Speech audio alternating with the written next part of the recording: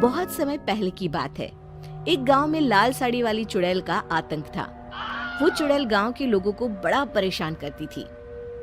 एक रात रमेश अपनी साइकिल पर सवार होकर कहीं जा रहा था कि तभी अचानक बड़ी देर के बाद कोई शिकार हाथ आया है। अब तू बच के कहाँ जाएगा? हे भगवान, मर गया रे। ये चुड़ैल कहाँ से आ धमकी? अब तो मेरी खैर नहीं। फिर रमेश तेजी से साइकिल चलाने लगता है। अरे भागो रे। चुड़ैल उड़ते हुए रमेश का पीछा करने लगती है और रमेश को उसकी साइकिल समेत ले जाकर एक गड्ढे में गिरा देती है। मर गया रे, मेरा हाथ। फिर चुड़ैल जोर जोर से हंसते हुए वहां से चली जाती है। इसी तरह चुड़ैल हर आते जाते इंसान को परेशान करती। धीरे धीरे उस गांव में चुड़ैल का खौफ इतना बढ़ जाता है कि रात होते ही गांव के सभी लोग चुड़ैल के डर से अपने घरों से बाहर निकलना बंद कर देते हैं। अरे भाग्यवान, तुमसे कितनी बार कहा है कि रात में घर की सभी खिड़कियां बंद करके रखा करो। उस चुड़ैल का कोई भरोसा नहीं है। ऐसा कब तक चलेगा जी? सच में उस चुड़ैल के डर के मारे तो हम गांव वालों का जीना मुश्किल हो गया है। फिर एक दिन, अरे भोला भाई, ये तुम्हें क्या हो गया? इस तरह लंगड़ा कर क्यों चल रहे हो? अरे क्या बताऊं गिरधारी, ये सब उस लाल साड़ी वाली चुड़ैल की कारस्तानी है। उसने मेरी टांग तोड़ दी। भाई भोला, ये तो हद हो गई। हमें उस चुड़ैल का अब तो कुछ ना कुछ करना ही होगा। तुम ठीक कहते हो गिरधारी, लेकिन हम उस चुड़ैल का आखिर क्या बिगाड़ सकते हैं? वो तो कितनी ताकतवर है। पास के गांव में एक पुजारी जी रहते हैं, बहुत ही बुद्धिमान हैं। उनके पास जरूर कोई ना कोई उपाय होगा। फिर अगले दिन गिरधारी और भोला कुछ गांव वालों के साथ मिलकर पुजारी जी के पास जाते हैं। पुजारी जी उन सबको देखकर कहते हैं, क्या बात है, आप सब लोग एक साथ यहाँ क्यों आए हैं? कोई परेशानी है क्या?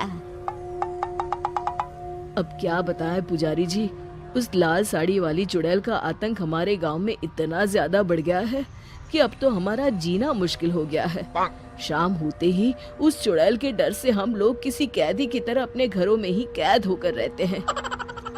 हाँ, उस चुड़ैल के डर के मारे तो हम लोग अपने खेतों में भी नहीं जा पाते। अगर इसी तरह हम लोग घर में बैठे रहे तो एक दिन हम सबकी भूखे मरने की नौबत आ जाएगी। गांव वालों की बातें सुनकर पुजारी जी बहुत चिंतित हो जाते हैं। गांव वालों से कहते हैं, पास के जंगल में एक तांत्रिक रहता है। वो चुड़ैल उस तांत्रिक की गुलाम है। तांत्रिक उस चुड़ैल के जरिए अपने काले कारनामों को अंजाम देता है। तुम सब मेरे साथ चलो। फिर सभी गांव वाले अपने अपने हाथों में जलती हुई मशाल लेकर पुजारी जी के पीछे पीछे जंगल की तरफ चल देते हैं। काफी देर चलने के बाद वो लोग एक गुफा में पहुंचते हैं। उस गुफा के अंदर बैठा एक तांत्रिक मंत्र पढ़ रहा होता है। फट फट फट फटा, शैतान प्रकट हो। तभी अचानक गुफा के अंदर लोगों का शोर सुनकर तांत्रिक अपनी आंखें खोलता है। लोगों के हाथों में जलती हुई मसाले देखकर तांत्रिक घबरा जाता है। तभी पुजारी जी कहते हैं, आज से तेरा खेल खत्म हुआ धर्मी तांत्रिक। तूने अपनी काली विद्या का इस्तेमाल करके उस चुड़ैल के जरिए गांव के भोले भाले लोगों को बहुत परेशान किया है। ये तो अभी शुरुआत है, खेल तो अभी शुरू हुआ है। तू उस चुड़ैल को अभी के अभी खत्म कर दे, वरना हम सब तुझे खत्म कर देंगे। अच्छा, ये बात है तो ठीक है। तुम्हें सामने वो मटका दिखाई दे रहा है, उसी मटके में उस चुड़ैल की जान बसी है। जाओ उसे तोड़ दो। तभी गांव वाले उस मटके को फोड़ने के लिए उस पर डंडे से वार करना शुरू कर देते हैं, लेकिन उस मटके को कुछ नहीं होता। तभी अचानक वो चुड़ैल भी वहां आ जाती है। अरे मूर्ख तांत्रिक, तूने इन लोगों को मटके का राज क्यों बता दिया? तांत्रिक हंसते हुए कहता है, तू चिंता मत कर, इस मटके पर मैंने ऐसा मंत्र पढ़ा है कि ये लोग इसे कभी नहीं तोड़ सकते। गांव वाले बहुत कोशिश करते हैं लेकिन उस मटके को तोड़ नहीं पाते। तभी गिरधारी पुजारी जी से कहता है, अरे पुजारी जी, ये मटका तो टूट ही नहीं रहा है। अब आप ही हम सबको बचा सकते हैं। जल्दी कुछ करे वरना ये चुड़ैल हमको नहीं छोड़ेगी।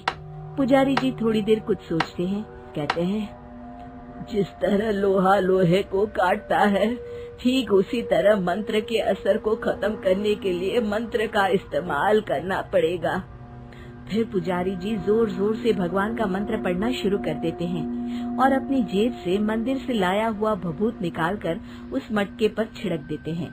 देखते ही देखते वो मटका आग के गोले की तरह लाल हो जाता है और फिर अचानक फट जाता है। वहीं दूसरी तरफ मटके के फटने से वो चुड़ैल भी जलने लगती है। मर गए! फिर तांत्रिक अपनी जान बचाने के लिए सभी गांव वालों से माफी मांगकर हमेशा के लिए वो गांव छोड़कर वहां से भाग जाता है। शिक्षा, बुराई कितनी ही ताकतवर क्यों ना हो, एक दिन अच्छाई के सामने घुटने टेक देती है।